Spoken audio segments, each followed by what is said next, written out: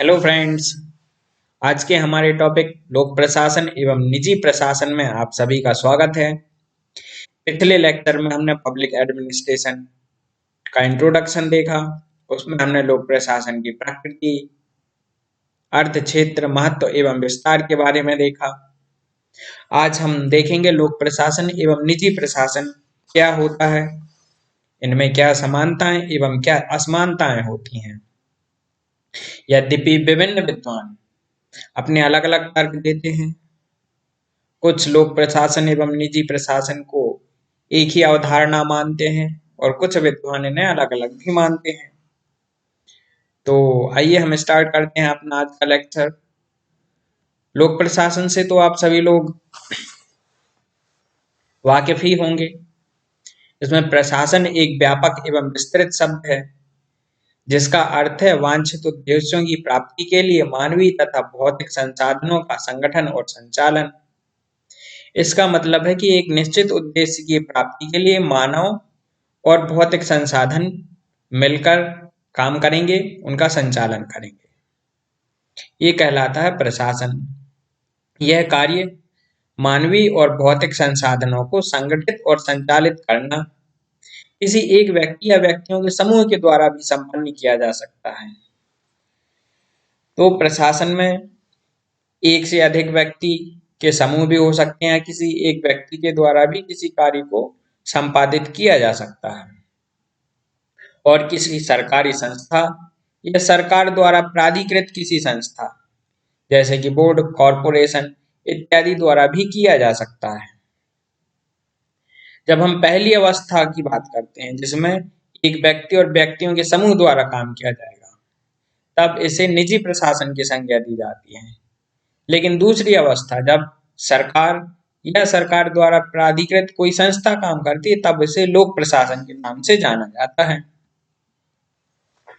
कुछ विद्वान इन दोनों लोक प्रशासन और निजी प्रशासन को अलग अलग मानते हैं, जबकि कुछ अन्य इन दोनों में कोई भेद नहीं करते। वो बोलते हैं कि लोक प्रशासन और निजी प्रशासन एक ही प्रशासन में है, इनमें मूलभूत रूप से कोई विशेषता नहीं, कोई असमानता नहीं है।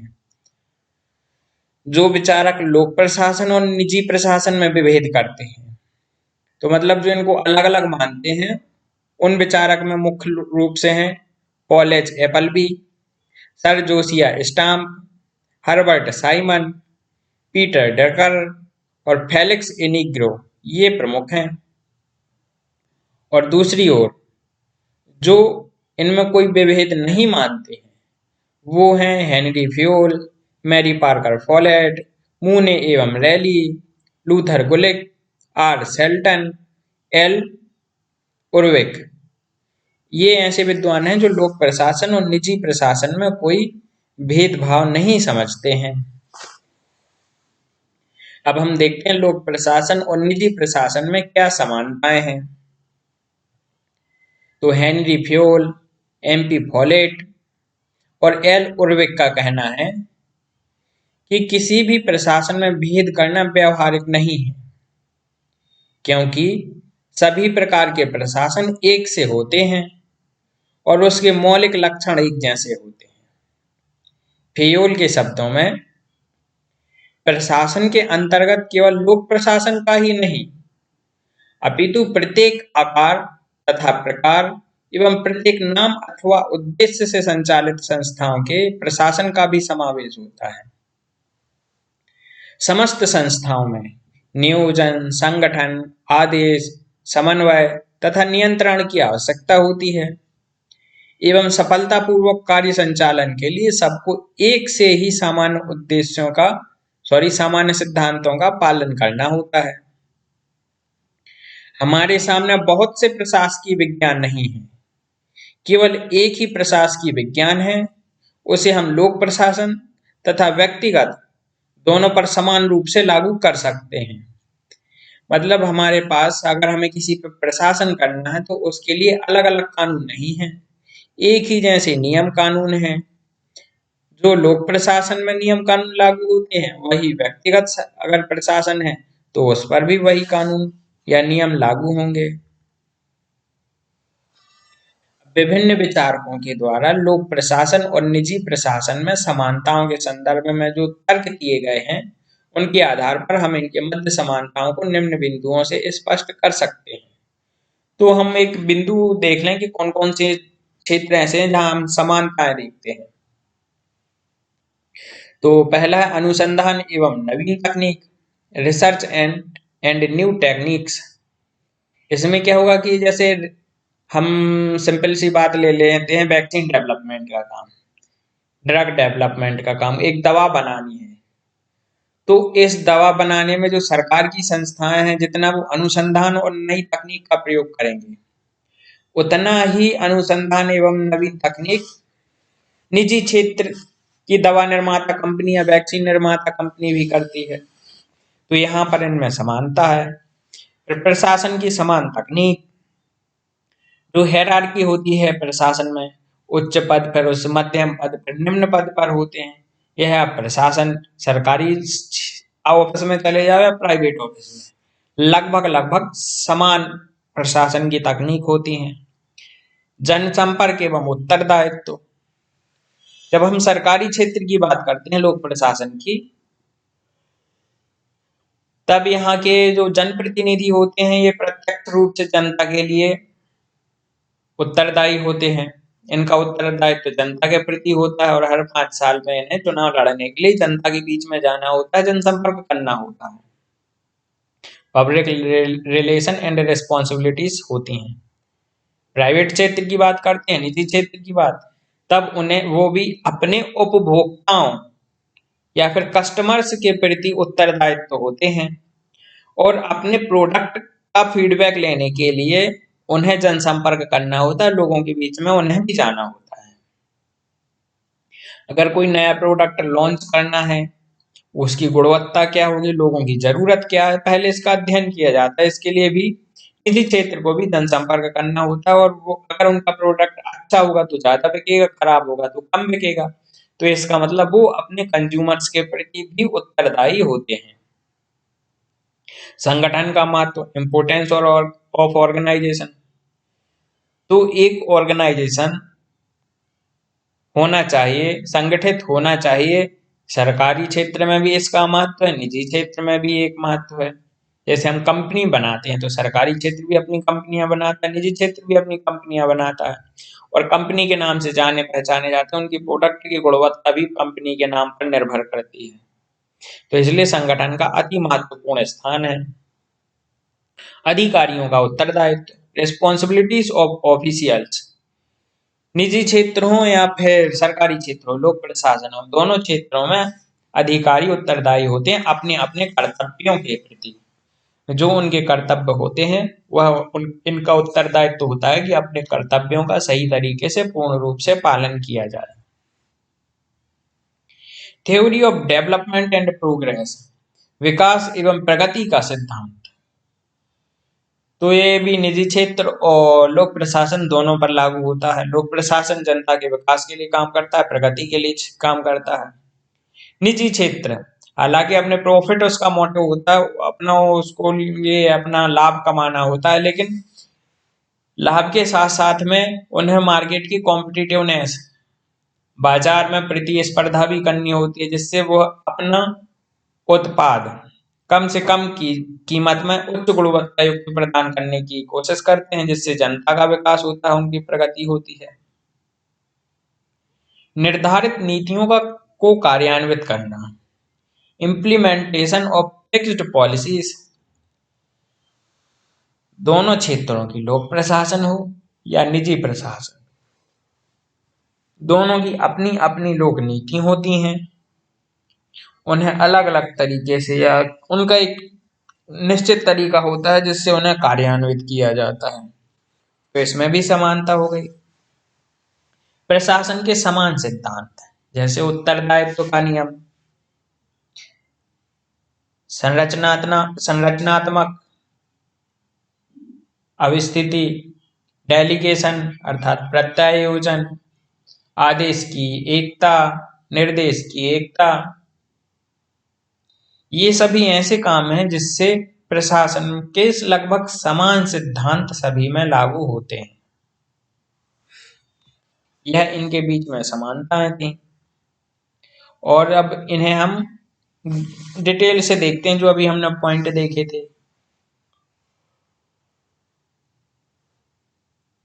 पहला पॉइंट था अनुसंधान एवं नवीन तकनीक, रिसर्च एंड न्यू टेक्निक्स। नई संभावनाओं के लिए अनुसंधान करना एवं नई तकनीक को अपनाना लोक एवं निजी प्रशासन दोनों के लिए ही आवश्यक है। अन्वेषण दोनों ही प्रकार के प्रशासन के लिए आवश्यक है और उसका स्वरूप भी दोनों में एक ही प्रकार का है। दोनों ही प्रशासन नई खोजों द्वारा नवीन सिद्धांतों, विधाओं, उपकरणों आदि के आविष्कार में संलग्न रहते हैं। लोक प्रशासन तथा निजी प्रशासन दोनों के ही विभागों में दक्ष कर्मचारी विभिन्न प्रयोगशालाओं में शोध कार्यों, रिसर्च वर्क्स में व्यस्त रहते हैं ताकि नई संभावनाओं का पता लगाकर उन्हें अपनाया जा सके।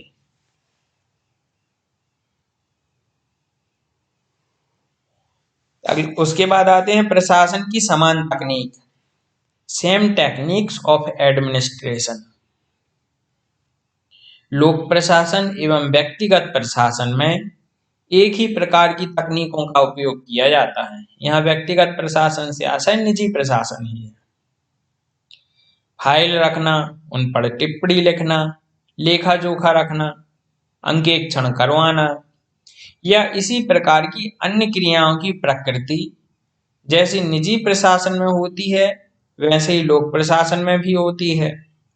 दोनों ही प्रशासनों के लिए वैज्ञानिक प्रबंधन, साइंटिफिक मैनेजमेंट का सिद्धांत समान रूप से हितकर है। प्रशासकीय अधिकारी महाविद्यालय हैदराबाद में निजी उद्योगों, सरकारी उद्योगों और शासकीय विभागों में कार्यरत कर्मचारियों को एक ही तरह की ट्रेनिंग दी जाती है।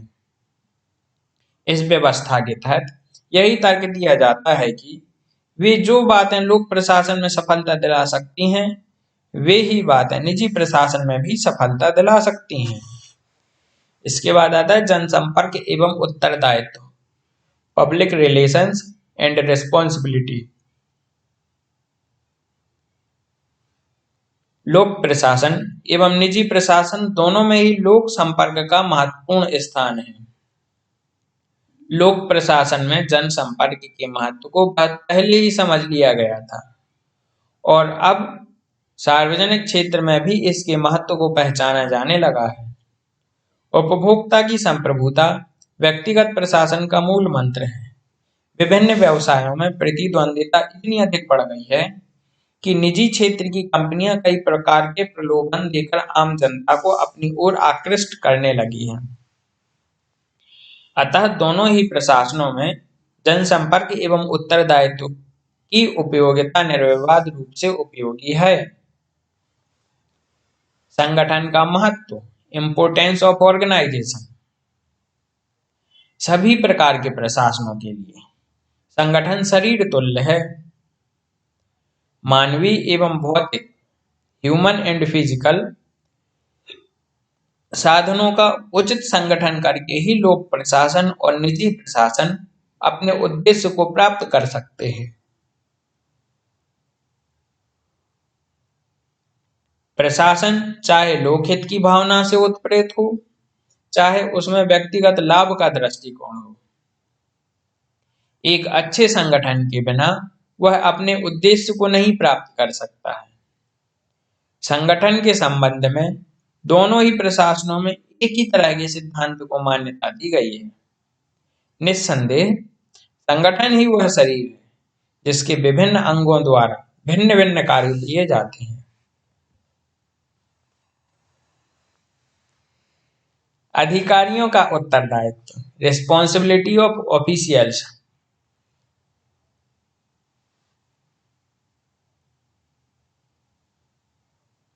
अधिकारियों के उत्तरदायित्व की दृष्टि से भी लोक प्रशासन एवं निजी प्रशासन समान है।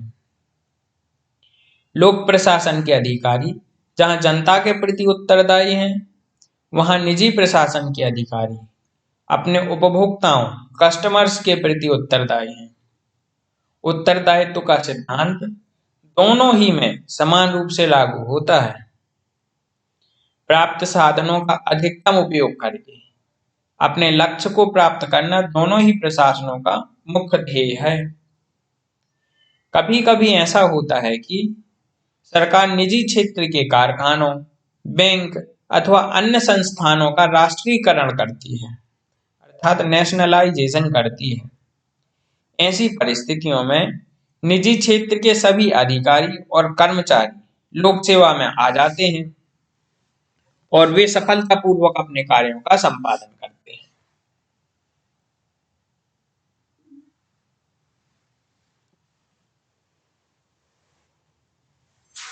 विकास एवं प्रगति का सिद्धांत, theory of development and progress. विकास एवं प्रगति का सिद्धांत लोक प्रशासन एवं निजी प्रशासन दोनों के ही लिए लागू होता है। लोक प्रशासन हो या निजी प्रशासन, दोनों का ही लक्ष्य संगठन एवं कुशल प्रबंध द्वारा प्रगति तथा विकास करना है। विकास एवं प्रगति ना हो तो कोई भी प्रशासन मृत प्रायः और शिथिल माना जाएगा, क्योंकि प्रशासन की सफलता का मापदंड उसका विकास एवं प्रगति ही है। निजी प्रशासन में अगर विकास नहीं हो तो कंपनी आर्थिक लाभ नहीं कमा सकती और उसे बंद कर देना पड़ता है। निर्धारित नीतियों को कार्यान्वित करना, इम्प्लीमेंटेशन ऑफ फिक्स्ड पॉलिसीज। प्रत्येक प्रशासन की अपनी एक निर्धारित नीति होती है और उस निर्धारित नीति पर योजनाबद्ध ढंग से अमल किया जाता है। जिस प्रकार लोक प्रशासन का उद्देश्य लोक नीति को कार्यान्वित करना है, उसी प्रकार निजी प्रशासन का उद्देश्य निजी नीति का कार्यान्वयन करना है। नीति के निर्माण में भी दोनों का अपने अपने क्षेत्र में योगदान रहता है। कभी कभी तो दोनों के बीच विभाजन रेखा खींचना कठिन हो जाता है। सरकार द्वारा भी बहुत से ऐसे कार्य किए जाते हैं जो एक छोटे से वर्ग के कल्याण के लिए होते हैं। उसी प्रकार निजी प्रशासन द्वारा भी सार्वजनिक कल्याण के बहुत से काम किए जाते हैं।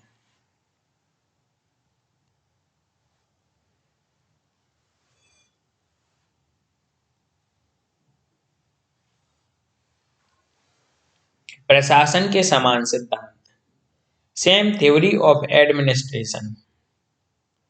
जो भी मान्य प्रशासनिक सिद्धांत हैं, वह दोनों के लिए ही लागू होता है। आदेश की एकता, यूनिटी ऑफ कमांड का सूत्र जितना निजी प्रशासन के लिए उपयोग है, उतना ही लोक प्रशासन के लिए भी उपयोगी है। लूथर गुलिक के पोस्ट कॉर्ड सिद्धांत की मान्यता लोक प्रशासन एवं निजी प्रशासन दोनों के लिए ही समान रूप से लागू होती है। योजना, संगठन, समन्वय, निर्देशन, वित्त और कर्मचारियों की आवश्यकता दोनों ही प्रशासनों को होती है। एक बड़े संस्थान का प्रशासन, चाहे वह निजी क्षेत्र में हो या सार्वजनिक क्षेत्र में हो, ऊपर से देखने पर साधारणतः एक समान ही दिखाई पड़ता है।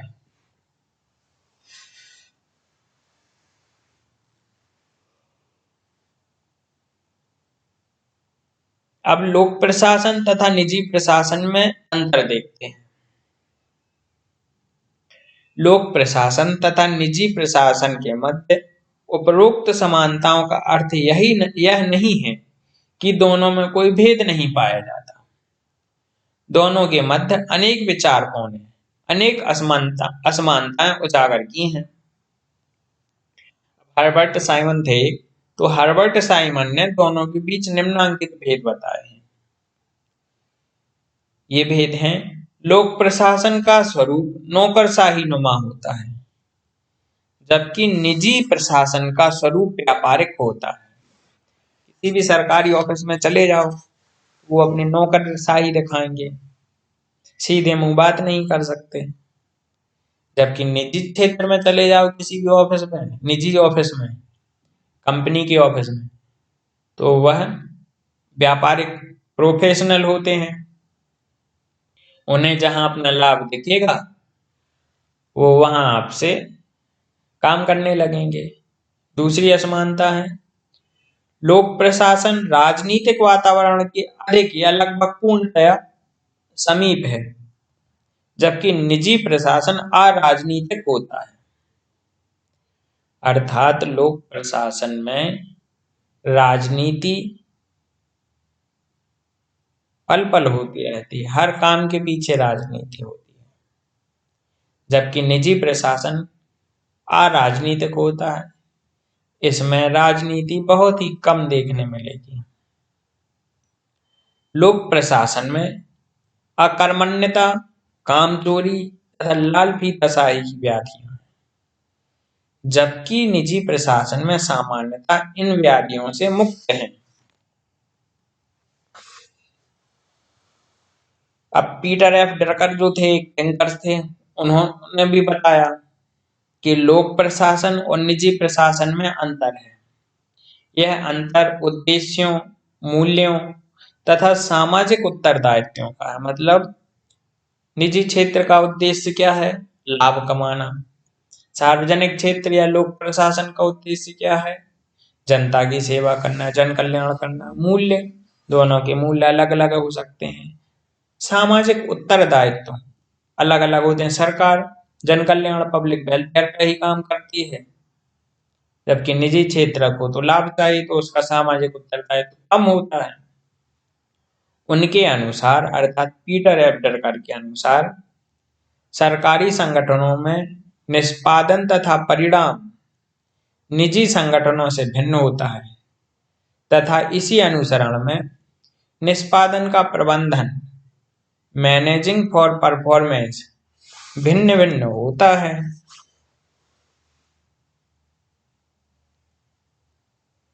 अब दोनों के मध्य हम अंतरों के लिए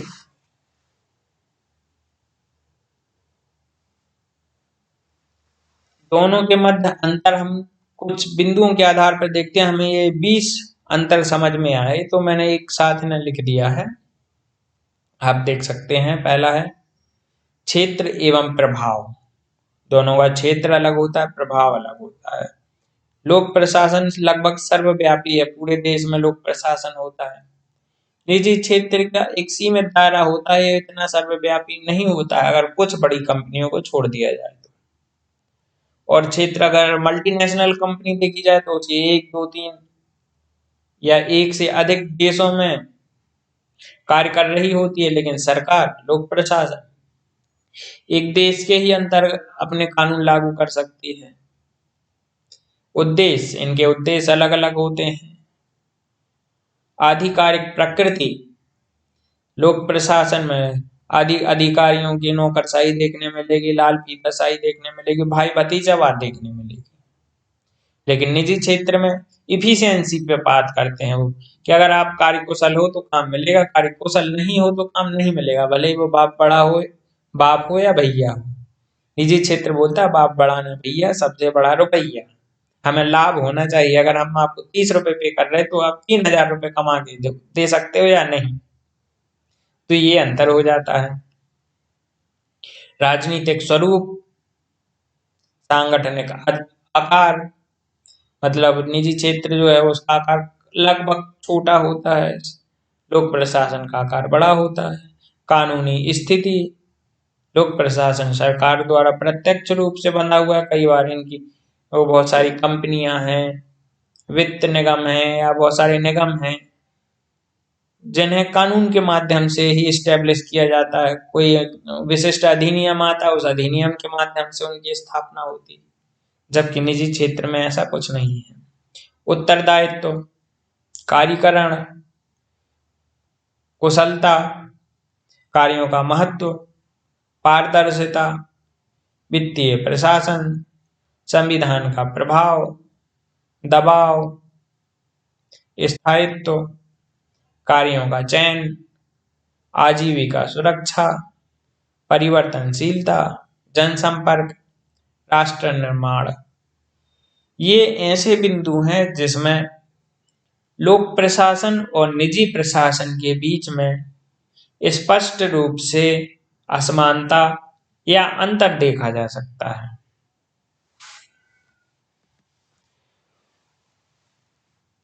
लेकिन अगर हम निष्कर्ष रूप में कहें या देखें तो लोक प्रशासन एवं निजी प्रशासन के बीच भेद समाप्त हो रहा है। विभिन्न विद्वानों के द्वारा रखे गए विचारों को जानने और दोनों के मध्य समानताओं और असमानताओं के बिंदुओं को पढ़ने के पश्चात हम इस निष्कर्ष पर पहुंचते हैं कि दोनों के बीच अंतर केवल प्रकार एवं मात्रा का है। बाकी इनकी क्रियाकलाप, कार्य पद्धति लगभग समान होते जा रहे हैं। आज हम देखें तो जैसे टाटा, रिलायंस, ये मल्टीनेशनल कंपनीज हो गई हैं। इनका आकार भी बहुत बड़ा है, लगभग जितना सरकार का आकार है उससे बड़ा तो इनका आकार है। गूगल, एप्पल, फेसबुक, व्हाट्सएप, ये ऐसी कंपनियां हैं जिनका क्षेत्र एक देश से भी बाहर लगभग 50-60 देशों तक इनका कारोबार फैला है। तो एक देश की जितनी पहुंच नहीं है उससे ज्यादा तो निजी क्षेत्र की पहुंच हो गई। इनके कार्मिक संख्या भी कुछ देश ऐसे छोटे छोटे देश हैं जितनी उनकी जनसंख्या नहीं है उससे ज्यादा तो गूगल के एम्प्लॉय हैं। तो इनका क्षेत्र भी बढ़ता जा रहा है। तो अंतर इनमें अब बहुत ज्यादा नहीं रहा, इनमें लगभग अंतर सिमटता जा रहा है।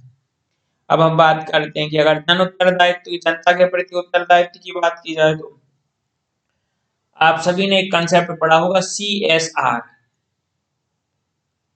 Corporate social responsibility.